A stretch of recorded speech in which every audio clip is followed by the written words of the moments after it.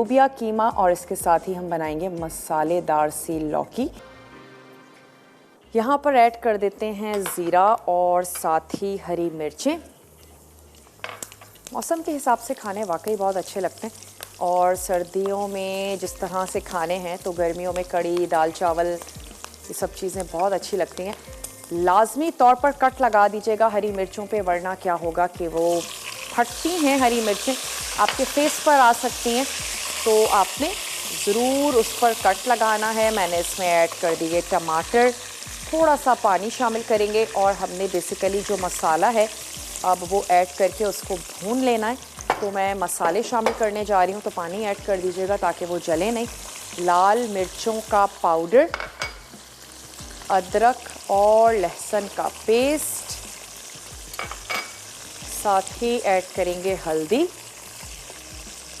और नमक हस्बे जायका।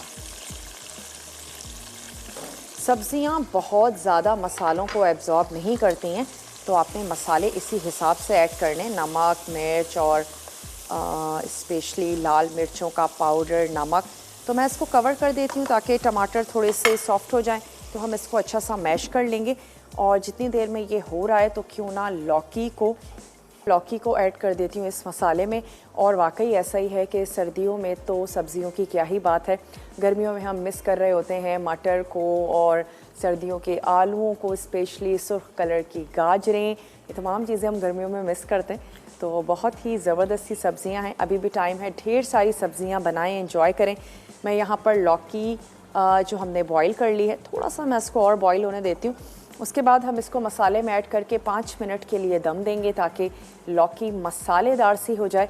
और अब हमारे पास एक